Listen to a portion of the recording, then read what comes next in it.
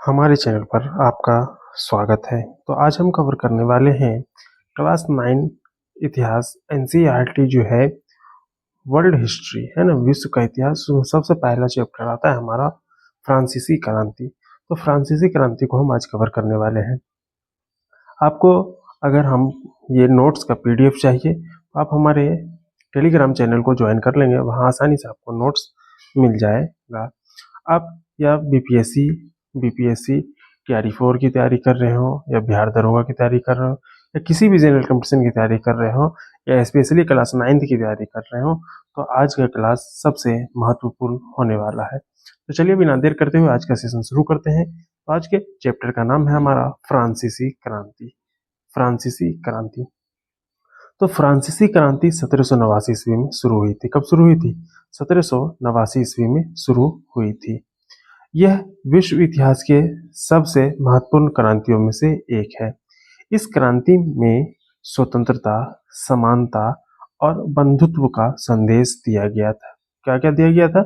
स्वतंत्रता, समानता, बंधुत्व का संदेश दिया गया था। इसने निरंकुश राजतंत्र को चुनौती दी और लोकतंत्र की नींव रखी गई। यानी फ्रांसीसी क्रांति से क्या हुआ? निरंकुश राजतंत्र को चुनौती दी गई और लोकतंत्र की नींव रखी गई। अब आगे है इसमें क्रांति से पहले फ्रांस की स्थिति।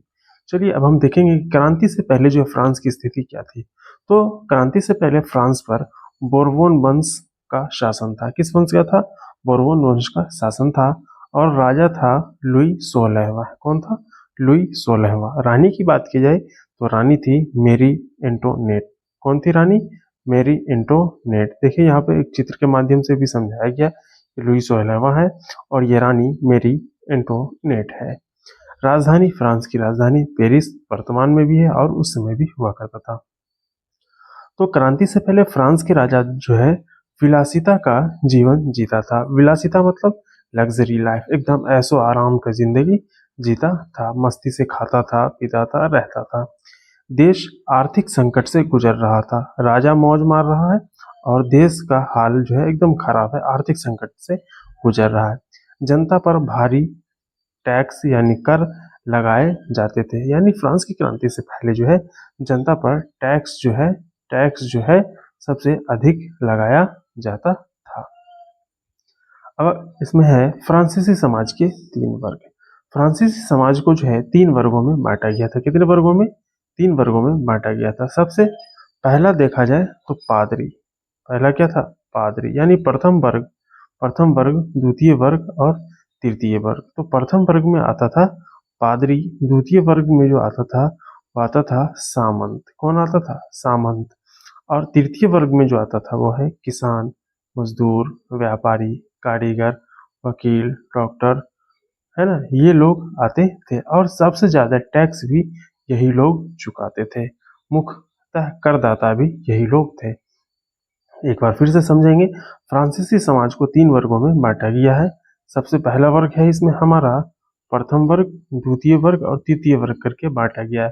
तो पादरी, देखिए यहाँ से बीपीएससी टीआरई में प्रश्न पूछा गया है कि पादरी जो है किस वर्ग में आता है या किस स्टेट में आता है। तो आपको याद रखना है कि प्रथम स्टेट में आता है, फर्स्ट स्टेट में आता है। सामंत किस स्टेट में आता है? तो सेकेंड में, यानी द्वितीय स्टेट में, यानी द्वितीय वर्ग में आता है। किसान, मजदूर, व्यापारी, कारीगर, वकील, डॉक्टर, ये सभी किस में आएगा? तृतीय वर्ग में आएगा। और यही जो है मुख्यतः करदाता भी है। तृतीय वर्ग की जनसंख्या सबसे अधिक थी। बिल्कुल यहाँ देख भी रहे हैं, तृतीय वर्ग की सबसे अधिक जनसंख्या थे। सभी प्रकार के कर मुख्यतः तृतीय वर्ग ही देता था। चाहे जितने प्रकार का कर लगे वो कौन देता था? तृतीय वर्ग ही देता था। अब है प्रथम एवं द्वितीय वर्ग के विशेष अधिकार। तो प्रथम वर्ग जो पादरी थे वो प्रथम वर्ग, इसको जो विशेष अधिकार मिला हुआ था, चर्च का संचालन करते थे। कौन? पादरी। और दशमांश यानी टीथे वसूलते थे। टीथे जो एक प्रकार का कर है। अधिकांश करों से मुक्त थे। यानी प्रथम वर्ग में जो रहने वाले लोग हैं वो चर्च का संचालन करते थे, दशांश वसूलते थे। देखिए यहाँ से प्रश्न पूछा होगा कि दशांश कौन वसूलते थे? डायरेक्ट ऑप्शन देगा पादरी, यानी ये लोग जो है वसूलते थे। अधिकांश करों से मुक्त थे। ये लोग जो है अधिकांश टैक्स फ्री रहते थे। देखिए यहाँ एक चित्र के माध्यम से दर्शाया गया है, एक पादरी है जो है क्या कर रहा है, टैक्स यानी दशांश तीथे वसूल रहा है। दूसरा आता है हमारा द्वितीय वर्ग जो सामंत, विशाल भूमि के स्वामी है ना, विशाल भूमि के स्वामी, किसानों से सामंत कर वसूलते थे, सामंत कर वसूलते थे, सरकारी उच्च पदों पर नियुक्त होते थे, कौन, यही सामंत लोग, अधिकांश करों से मुक्त थे, ये भी जो है अधिकांश करों से मुक्त थे। एक छोटा सा चित्र यहाँ पे दिया गया है और दर्शाया गया है, अब इसको ध्यान से देखेंगे और याद रखेंगे इस पॉइंट को। अब है तृतीय वर्ग की समस्या। तृतीय वर्ग की समस्या क्या थी, जनसंख्या लगभग 97% भाग था, कितना प्रतिशत, 97% भाग था, सभी प्रकार के करों का बोझ इसी पर यानी तृतीय वर्ग पर ही होता था, सामंतों का शोषण किस पर होता था, इसी पर तृतीय वर्ग पर ही होता था, चर्च को दशांश देना पड़ता था, क्या देना पड़ता था, दशांश यानी टीथे देना पड़ता था, बेगार करनी पड़ती थी, इन लोगों को क्या है, बेगारी करना पड़ता था सामंतों का, पादरी का, राजनीतिक अधिकार नहीं थे, यानी तृतीय वर्ग के लोग जो थे उनको राजनीतिक अधिकार, पॉलिटिकल जो है राइट्स नहीं थे, गरीबी और भूखमरी बढ़ रही थी, इसका है तृतीय वर्ग के लोगों का क्या है, गरीबी और भूखमरी बढ़ रही थी। अब हमारा कर व्यवस्था, टैक्सेशन की बात किया जाए तो उस समय जो है कर संरचना या कर व्यवस्था क्या था, तो मुख्यतः टाइल और टीथे दो प्रकार के कर लिए जाते थे, कितने प्रकार के कर, दो प्रकार के, एक हो गया टाइल और तीथे। तो टाइल जो था वो प्रत्यक्ष कर था, कैसा था, डायरेक्ट टैक्स था, प्रत्यक्ष कर था। अब टीथे की बात किया जाए, चर्च को दिया जाने वाला कर था, टीथे जो है किसको दिया जाता था, चर्च को दिया जाता था, लेकिन टाइल टेल की बात किया जाए ये डायरेक्ट टैक्स था। सामंती कर, सामंतों को दिया जाने वाला कर, जो सामंतों को दिया जाने वाला कर था उसको सामंती कर बोला गया। अब है आगे बढ़ते हैं, इसमें हमारा अप्रत्यक्ष कर, इसमें बहुत सारा चीज है, जैसे नमक पर लगने वाला कर, तंबाकू पर लगने वाला कर इत्यादि, ये सभी जो है अप्रत्यक्ष कर था। अब इसका परिणाम क्या निकला, ये जो कर व्यवस्था था इसका कुछ ना कुछ परिणाम भी निकलेगा। इस कर व्यवस्था से जनता आर्थिक रूप से कमजोर होती गई, जनता क्या हुआ, आर्थिक रूप से कमजोर होती गई और असंतोष तेजी से फैला। स्वाभाविक है कि धीरे धीरे अगर आपके पास रखा हुआ पैसा गवर्नमेंट को जाता जाए और अंततः आप पूर्ण रूप से गरीब हो जाएंगे तो असंतोष फैलेगा ही फैलेगा। तो देखिए यहाँ जो है जन असंतोष फैल चुका है। अब है फ्रांसीसी क्रांति के कारण, जब असंतोष फैल गया तो अब कुछ न कुछ इम्पोर्टेंट रीजन भी होंगे फ्रांसीसी क्रांति के। तो सबसे पहला आता है राजनीतिक कारण, क्या आता है, फ्रांसीसी क्रांति के कारण में सबसे पहला आता है राजनीतिक कारण। तो राजनीतिक कारण क्या था, निरंकुश राजतंत्र, जनता को अधिकार नहीं था, निरंकुश राजतंत्र था और जनता को अधिकार नहीं था। दूसरा था आर्थिक कारण, आर्थिक कारण क्या, खाली राजकोष, राजकोष हो गया खाली, राष्ट्रीय ऋण, राष्ट्र पर ऋण बढ़ता जा रहा और भारी टैक्स, टैक्स जो है बढ़ा दिया गया। अब है हमारा सामाजिक कारण, सामाजिक कारण क्या, वर्ग विभेद, बहुत सारे वर्गों में बट गया, वो समानता आ गया है ना, तो इसके कारण ये हो गया सामाजिक कारण। अब है बौद्धिक कारण, क्या है, बौद्धिक कारण, दार्शनिकों के विचार का प्रभाव, दार्शनिकों के विचार का प्रभाव। ये देखिए यहाँ पर जो दिया हुआ है इसको छोड़ देंगे आप क्रांति में, है ना, इसको छोड़ देंगे, बाकी सारा चीज आप याद रखेंगे। अब आगे बढ़ते हैं, अब है दार्शनिकों का योगदान। तो दार्शनिक जो है इनका क्या क्या योगदान रहा, अब इसको हम देखेंगे। सबसे पहले आता हमारा जॉन लॉक, प्राकृतिक अधिकारों का, है ना, ये जो है ये योगदान दिए, निरंकुश शासन का विरोध, ये किसने, जॉन लॉक ने किया। रूसो, दूसरा आता है रूसो, सामाजिक अनुबंध दिया, यानी सोशल कॉन्ट्रैक्ट का सिद्धांत किसने दिया, तो रूसो ने दिया। जनता सर्वोच्च है, ये भी किसने कहा, रूसो ने कहा। देखिए इनका जो है द सोशल कॉन्ट्रैक्ट का सिद्धांत, ये बार बार पूछा जाता है कि किसने दिया था, तो याद रखिएगा रूसो ने दिया था। शक्तियों के पृथक्करण का सिद्धांत किसने दिया था, मोंतेस्क्यू, किसने दिया था, मोंतेस्क्यू, ये भी बार बार प्रश्न पूछा जाता है, तो याद रखिएगा शक्तियों का पृथक्करण सिद्धांत जो है ये दिया था कौन, मोंतेस्क्यू। देखिए 3 भागों में दिया था, विधायिका, कार्यपालिका और न्यायपालिका, बोला गया था कि इस तरह से इसको बांट देना है। अब आता है हमारा, क्या आता है, वाल्तेयर या वोल्टेयर, अभिव्यक्ति की स्वतंत्रता। अभिव्यक्ति की स्वतंत्रता किसने सिद्धांत दिया था? अब वोल्टेयर ने दिया था। धार्मिक सहिष्णुता का समर्थन किया था वोल्टेयर ने। बार बार यहाँ से प्रश्न पूछा जाता है कि धार्मिक सहिष्णुता का समर्थन किसने किया था, कौन सा दार्शनिक ने, तो याद रखना है वोल्टेयर। चलिए अब आगे बढ़ते हैं। अब है आर्थिक संकट। फ्रांस में जो है आर्थिक संकट आया, अब वो किस तरह से देखते हैं। सबसे पहले 7 वर्षीय युद्ध में अत्यधिक खर्च। जो 7 वर्षीय युद्ध चला उसमें क्या हुआ, अत्यधिक खर्च। स्वाभाविक है कि जरूरत से ज्यादा खर्चा होगा तो वो आर्थिक संकट लाएगा ही लाएगा। देखिए यहाँ युद्ध है, युद्ध में लागत अत्यधिक। दूसरा, अमेरिकी की स्वतंत्रता संग्राम में सहायता। क्या किया, ये जो है अमेरिकी की स्वतंत्रता संग्राम में सहायता किया। स्वाभाविक, दूसरे की सहायता कीजिएगा भैया, अपना खजाना खाली कीजिएगा तो आर्थिक संकट आएगा ही आएगा। शाही परिवार का विलासितापूर्ण जीवन। देखिए क्या है, ये जो है शाही परिवार, शाही खर्चा, ये लोग एकदम मौज मार रहा है, ऐश की जिंदगी जी रहा है, और जनता जो है टेंशन में जी रहा है, उसके पास पैसा नहीं है। अब कोई भी, स्वाभाविक है, कम पैसा है और आप अय्यासी कीजिएगा तो क्या आर्थिक संकट आएगा ही। खराब फसलें, खराब फसलें, स्वाभाविक है कि जब खेती बाड़ी से ही अनाज आता हो और वही खराब फसल हो जाए तो आर्थिक संकट आएगा। रोटी की कीमतों में वृद्धि। रोटी की कीमतों में क्या हो गया, वृद्धि हो गई, यानी रोटी हो गई महंगी। बेरोजगारी और गरीबी बढ़ी। क्या आर्थिक संकट का एक रीजन ये भी था कि बेरोजगारी और गरीबी तेजी से बढ़ी। जनता में असंतोष फैला, जनता जो है भूखे रह रहे हैं और वो क्रांति की ओर बढ़ गया। तो ये है आर्थिक संकट के रीजन और कारण उसका। चलिए अब आगे बढ़ते हैं। अब है स्टेट जनरल की बैठक। देखिए ये इंपॉर्टेंट टॉपिक है। स्टेट जनरल की बैठक, तिथि हुआ था 5 मई 1789 ईस्वी को स्टेट जनरल की बैठक हुआ था। वो भी कहाँ, वर्साई में। कहाँ हुआ था, वर्साई में। अब आता है मुख्य तथ्य इसका। तो राजा लुई 16वां ने बैठक बुलाया था। स्टेट जनरल की बैठक किसने बुलाया था, तो लुई 16वां ने बुलाया था। तीनों वर्गों के प्रतिनिधि इसमें शामिल हुए थे। तीनों वर्गों के, यानी प्रथम वर्ग, द्वितीय वर्ग और तृतीय वर्ग, यानी पादरी और सामंत, और तृतीय वर्ग में किसान, मजदूर, वकील, ये सब को शामिल किया गया था। मतदान की व्यवस्था को लेकर विवाद हुआ। विवाद किस लिए हुआ, वोटिंग को लेकर के विवाद हुआ। तृतीय वर्ग ने समान प्रतिनिधित्व की मांग रखी। स्वाभाविक है, तृतीय वर्ग जो है बोला कि यहाँ तक आए तो अब हमको समान प्रतिनिधित्व का नेतृत्व करने दिया जाए। यहीं से फ्रांसीसी क्रांति की शुरुआत मानी जाती है। ठीक है, अब आगे बढ़ते हैं।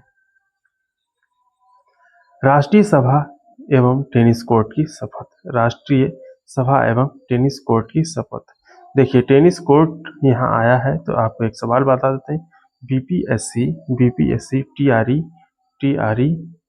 2 में पूछा गया था कि टेनिस कोर्ट का शपथ या टेनिस कोर्ट का संबंध जो है किस क्रांति से था, तो फ्रांसीसी क्रांति से था। याद रखिएगा आप, ये क्वेश्चन पूछा हुआ है बीपीएससी टीआरई 2 में।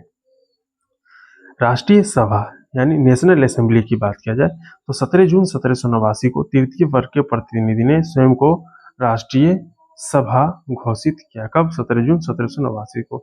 उनका उद्देश्य फ्रांस के लिए नया संविधान बनाना था। उद्देश्य क्या था, फ्रांस के लिए नया संविधान बनाना था।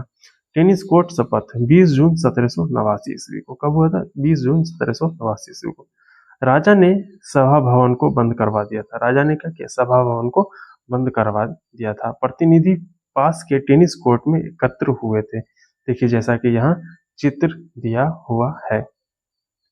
सभी ने शपथ ली कि संविधान बनने तक सभा समाप्त नहीं करेंगे, सभा समाप्त नहीं करेंगे। इस शपथ ने फ्रांसीसी क्रांति को नई दिशा दी। अब है वास्तिल का पतन। तो वास्तिल का पतन की बात किया जाए तो वास्तिल का पतन जो है 14 जुलाई 1789 ईस्वी को। कब हुआ था, 14 जुलाई 1789 ईस्वी को हुआ था। 14 जुलाई 1789 को पेरिस की जनता ने वास्तिल किले यानी जेल, ये क्या था, जेल था, पर हमला किया। वहां से हथियार और गोला बारूद प्राप्त किए। जेल के गवर्नर की हत्या कर दी गई। वास्तिल निरंकुश राजशाही का प्रतीक था। यानी वास्तिल किसका प्रतीक था, निरंकुश राजशाही का प्रतीक था। महत्व देखें तो फ्रांसीसी क्रांति की वास्तविक शुरुआत मानी जाती है। आज भी 14 जुलाई को फ्रांस का राष्ट्रीय दिवस यानी बास्तिल डे मनाया जाता है। तो यही है हमारा बास्तिल का किला या जेल। अब है ग्रामीण क्षेत्रों में विद्रोह। देखा जाए तो ग्रामीण क्षेत्रों में किस तरह से विद्रोह फैला। तो ग्रामीण क्षेत्रों में विद्रोह की बात किया जाए, बास्तिल के पतन के बाद गांव में विद्रोह फैल गया।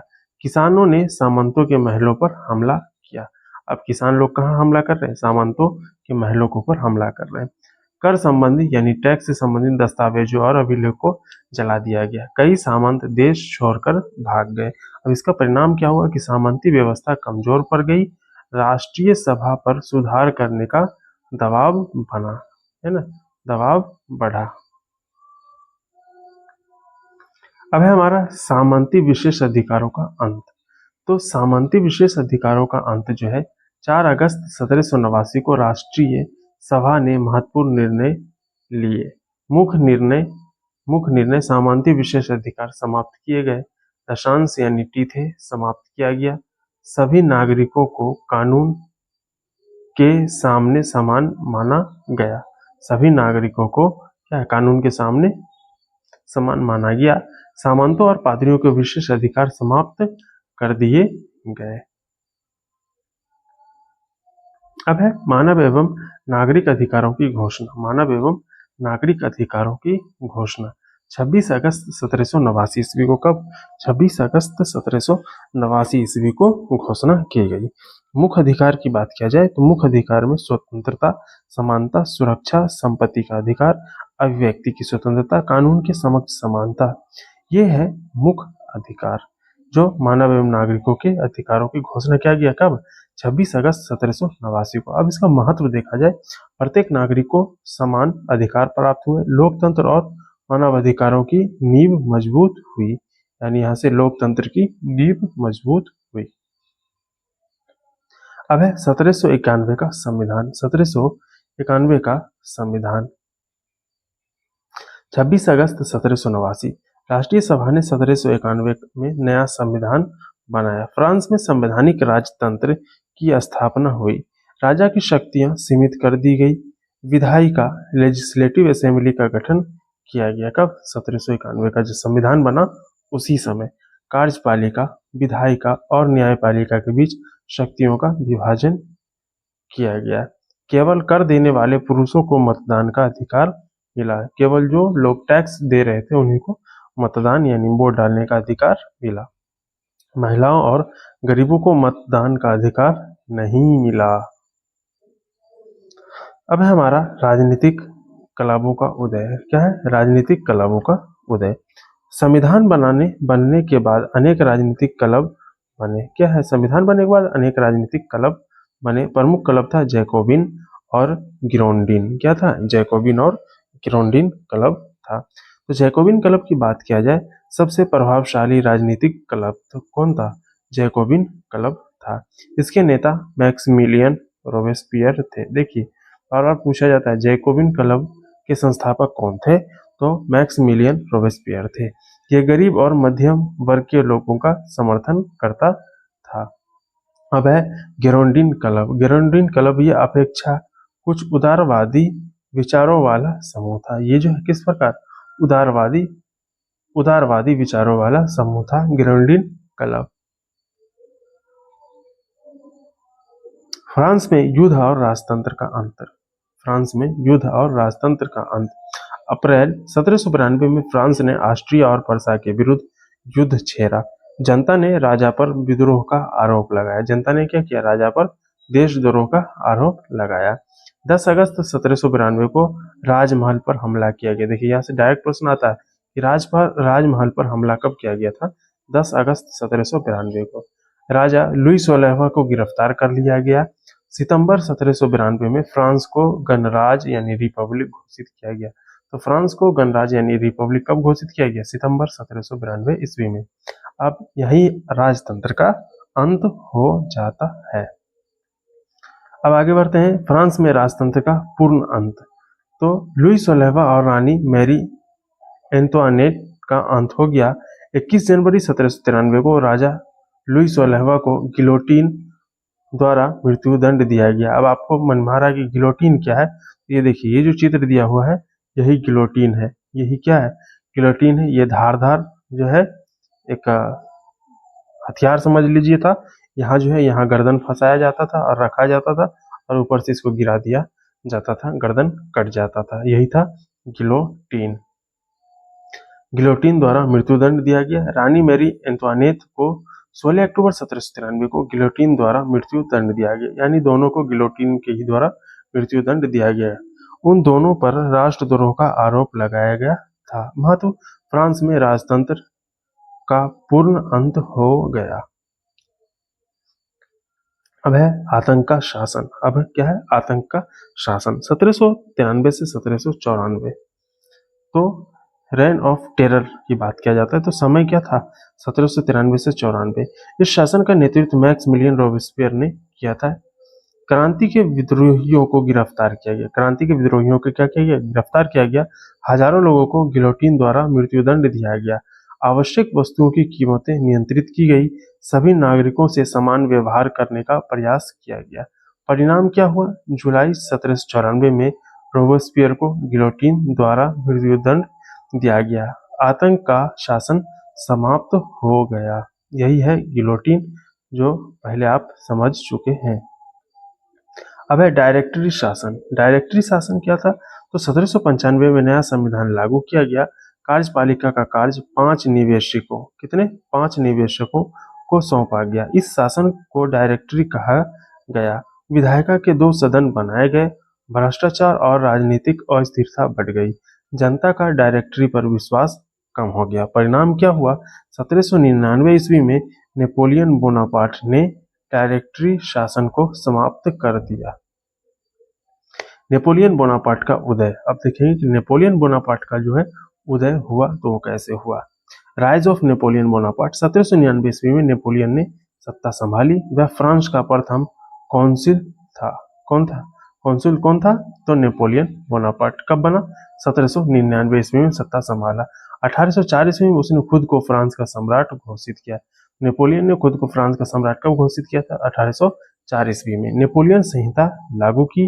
कानून के समक्ष समानता और संपत्ति के अधिकार को बढ़ावा दिया। अब महत्व की बात किया जाए, यूरोप के कई देशों में फ्रांसीसी क्रांति के विचारों का प्रसार किया। कौन किया? Napoleon Bonaparte.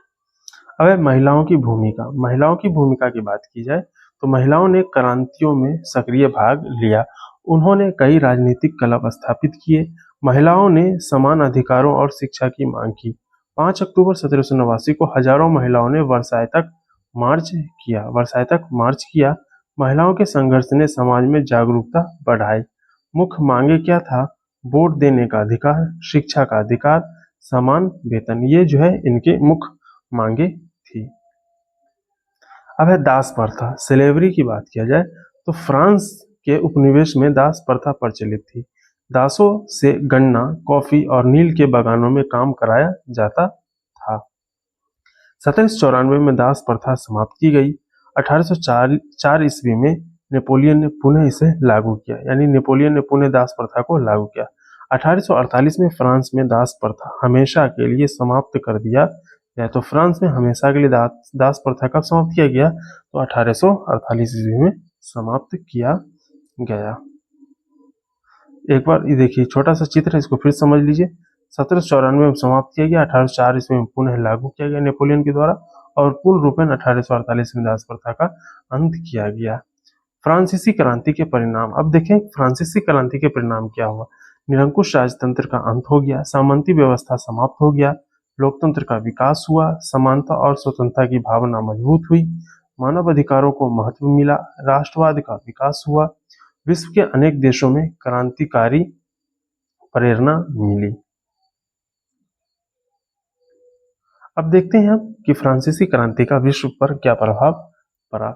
विश्व पर प्रभाव की बात किया जाए तो स्वतंत्रता, समानता, बंधुत्व के विचार पूरे विश्व में फैल गए। यूरोप के कई देशों में लोकतांत्रिक आंदोलन को प्रेरणा मिली। राष्ट्रवाद यानी नेशनलिज्म की भावना का विकास हुआ। मानव अधिकारों के प्रति लोगों में जागरूकता बढ़ी। अनेक देशों में निरंकुश शासन का विरोध हुआ। भारत सहित कई देशों में स्वतंत्रता आंदोलन पर भी इसका प्रभाव पड़ा। देखिए यहाँ स्वतंत्रता, समानता, बंधुत्व विश्व में प्रसार हुआ। जन आंदोलन, फिर लोकतंत्र और राष्ट्रवाद की भावना जगी। अब है हमारा इस चैप्टर का अंतिम स्लाइड, जो महत्वपूर्ण तिथियां है। तो आपको ये अगर वीडियो अच्छा लग रहा है तो आप अगर हमारे चैनल पर नए हैं, हमारे चैनल को प्लीज सब्सक्राइब कर लेंगे, और इसी तरह से आपको एक एक चैप्टर का एक एक वीडियो मिलेगा। आप अगर बोलेंगे तो मैं एक ही बार फुल बुक का, पूरी बुक का जो है एक वीडियो महामैराथन करा देंगे। तो चलिए आज का हम महत्वपूर्ण तिथियां देखते हैं। महत्वपूर्ण तिथियों में है हमारा 5 मई 1789 को स्टेट जनरल की बैठक हुई। 17 जून 1789 को राष्ट्रीय सभा की स्थापना हुई। 20 जून 1789 टेनिस कोर्ट का शपथ हुआ। 14 जुलाई 1789 बासिल का पतन हुआ। 4 अगस्त 1789 सामंती विशेष अधिकार समाप्त हुआ। 26 अगस्त 1789 मानव एवं नागरिकों के अधिकारों की घोषणा हुई। 1791 पहला संविधान लागू किया गया। 1792 फ्रांस गणराज्य बना। 21 जनवरी 1793 लुईस वेल्हवा को मृत्यु दंड दिया गया। 1793 से 1794 आतंक का शासन। 1795 डायरेक्टरी शासन। 1799 नेपोलियन बोनापार्ट का उदय। आप इस चीज का स्क्रीनशॉट ले लेंगे। तब तक के लिए आज इतना ही, फिर मिलेंगे नेक्स्ट वीडियो में नेक्स्ट चैप्टर के साथ। जय हिंद।